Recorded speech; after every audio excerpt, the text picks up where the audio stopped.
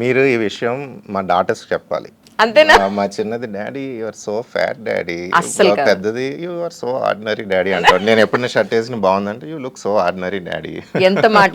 ఇద్దరు ఆడపిల్లలు డైరెక్టర్ గారికి. యాక్చువల్లీ సో హ్యాపీ సార్, ఎందుకంటే థ్యాంక్ యూ. ఇద్దరు ఆడపిల్లలు, నా తండ్రి చాలా మంచి వాళ్ళట. అబ్బో థ్యాంక్ యూ. ఎందుకో చెప్తాను. చెప్పండి. అబ్బాయి ఉంటే నాకు అబ్బాయి ఉన్నాడు నాకేంటి అనే గర్వం ఉండేది ఒకనకప్పుడు. మా అమ్మగారు అంటూ ఉండేవారు, ఇద్దరు ఆడపిల్లలు ఉండే ఆ తండ్రి దగ్గర ఉండే వినయం, వినమ్రత, మంచితనం బయట మనం చూడం అంటారు. ఆడపిల్లలు వాళ్ళు ఎమోషన్తో బైండ్ చేసేస్తారు మనల్ని. అవును. They are so emotionally intuitive. True true true. Thank you అండి. 2010లో మీరు ఓం శాంతి తీశారు. ఇన్నేళ్ళు గ్యాప్ వచ్చింది అని అంటే కారణం ఏమై ఉండొచ్చు? కారణం ఏమీ లేదండి. యాక్చువల్గా నేను ఓం శాంతి తీసినప్పుడు నేను సినీ ఇండస్ట్రీలోకి వద్దాము, ఒక పెద్ద డైరెక్టర్ అవుదాము లేదా కమర్షియల్ డైరెక్టర్ అవుదాము అన్న అంబిషన్తో తీయలేదు. ఒక కథ, మంచి కథ ఉంది, ఈ కథని సినిమాగా తీద్దాం అనుకుని చేసిన సినిమా. దాని తర్వాత నేను మ్యారేజ్, పిల్లలు, నా వేరే ఐటీ కంపెనీ, ఆ కంపెనీ గ్రో అవ్వటం, ఆ హడావుల్లో పడిపోయాను.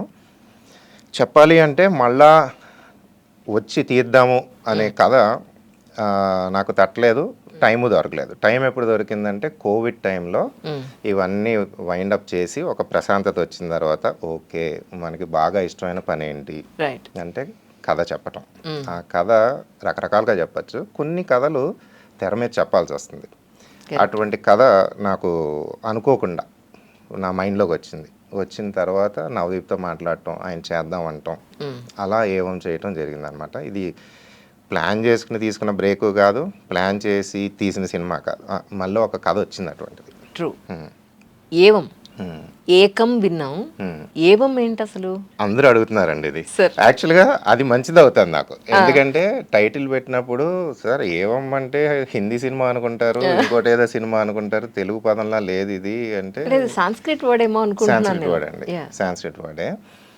ఏవం అంటే ఏవా అంటే ఇది ఇలా జరిగింది. ఏవం వేద. ఎగ్జాక్ట్లీ. అంటే ఇప్పుడు హిస్టరీ ఉందనుకోండి, ఇతిహాసం కానీ ఏదైనా తీసుకున్నప్పుడు అది అలా జరిగింది. సో కథ చెప్పేవాడు లేదంటే జరిగింది చెప్పేవాడు ఇది మంచి ఇది చెడు అనే సైడ్ తీసుకోకుండా ఇది ఇలా జరిగింది అని చెప్తున్నాడు. సో అందుకని ఈ కథలో కూడా ఏంటంటే 4 క్యారెక్టర్స్, ఇంట్రెస్టింగ్ క్యారెక్టర్స్ ఉంటాయి. వాళ్ళ మోటివ్స్ మూలంగా ఈ కథ జరుగుతుంది. నా కథ కన్వీనియన్స్ కోసం క్రియేట్ చేసిన క్యారెక్టర్స్ కాదు, నా కథ కన్వీనియన్స్ కోసం వచ్చిన సంఘటనలు కాదు, ఈ క్యారెక్టర్స్ మూలంగా జరిగింది. సో అది అంతా అయిపోయిన తర్వాత థ్రిల్లర్ అంటే నేను మిమ్మల్ని 2 గంటలు కూర్చోబెట్టి ఎంటర్టైన్ చేయాలి. మీరు నాకు 200 రూపాయలు ఇచ్చారు, 2 hours ఇచ్చారు, ఆ బాధ్యత నా మీద ఉంది. సో కానీ ఆ బాధ్యత సినిమా తీసిన తర్వాత, సినిమా అయిన తర్వాత మీరు బయటకు వెళ్ళి ఒక క్యారెక్టర్ మీతో జర్నీ చేస్తుంది. అది సౌమ్యనా, యుగంధర, అభియ, హారిక, మీ లైఫ్ని బట్టి మీరు కనెక్ట్ అవుతారు. సో ఇప్పుడు ఏది మంచి ఏది చెడు అన్న టేక్అవే మీది. నేను ఏం చెప్పానంటే ఇది ఇలా జరిగింది అని చెప్పి తీయండి అన్నారు. ఆ రిఫ్లెక్షన్ కోసం ఏమని పెట్టామన్నమాట. అంటే ఏదైనా నిజమైన రియల్ కాదండి, పాయింట్ పట్టిన తీసారా? కాదు, characters are more real. Characters are చాలా రిలేట్ అవ్వగలిగే క్యారెక్టర్స్. అంటే కొంచెం ఎలాబరేట్ చేయాలి అంటే మీరు పోస్టర్స్ చూస్తే కనుక సౌమ్య ఏమంటుంది, ఆడపిల్లనే అయితే ఏంటంట, as a journalist, as a female journalist me journey will be completely different from A male journalist. Me battle different ఉంటుంది. ఏది గొప్ప ఏది చేయడం చెప్పట్లేదు, ఎవరి జర్నీ వాళ్ళది ఉంటుంది. సో అలాగే హారిక ఏమంటుంది, నా బాడీ సూపర్ డీలక్స్ అంటుంది. So she took a different path. Yugandhar ఏమంటున్నాడు, నేను సరిపోనా అంటున్నాడు. సో ఆడవాళ్ళకి పోరాటం ఉన్నట్టుగా మగవాళ్ళకి కూడా ఉంది పోరాటం. చాలా మంది ఫస్ట్ పోస్టర్ చూసి ఇది ఫీమేల్ ఓరియంటెడ్ ఫిలిం అని అనుకున్నారు. అలా ఏం కాదు, ఇందులో 4 క్యారెక్టర్స్ ఉన్నాయి, 4 ఓరియంటెడ్ ఫిలిం ఇది. So men also have a difficult battle.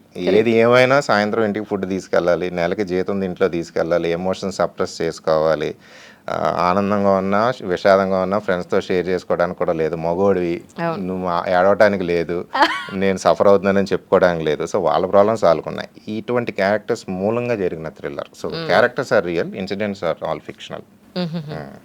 కానీ నిజానికి ఆ డేస్ మగవాడైతే ఏడవకూడదు, మగాడైతే లేదా నీ బాధ చెప్పుకోకూడదు అనే రోజులు కొంచెం పక్కకు జరిగాయేమో సార్ కదా. మటన్ జరిగినాయండి. ఆడవాళ్ళకి ఎలా పక్కకు జరిగినాయో మగవాళ్ళకి కూడా పక్కకు జరిగినాయి. ట్రూ. కానీ టైం పడుతుంది. ఇంకా కల్చరల్ పీర్ ప్రెషర్ ఉంటుంది కదా మనకి. ఒక ఆడవాళ్ళకి ఒక చెక్ లిస్ట్ ఉన్నట్టుగా మగవాళ్ళకి కూడా ఒక చెక్ లిస్ట్ ఉంటుంది. ఆ check list meet అవ్వాలాడు.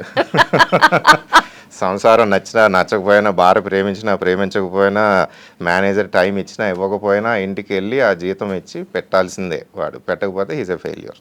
True true. అంటే బాధ్యత తీసుకున్న మగవాళ్ళకి అంతే. అంతేనండి. అంతే.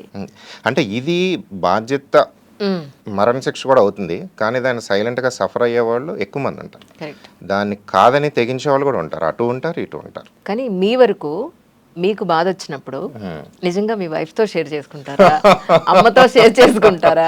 మీ ఇద్దరు సూపర్ డార్లింగ్స్ ఉన్నారు అమ్మాయిలు, వాళ్ళతో కూర్చుని సరదాగా స్పెండ్ చేస్తారు. ఏం చేస్తారు?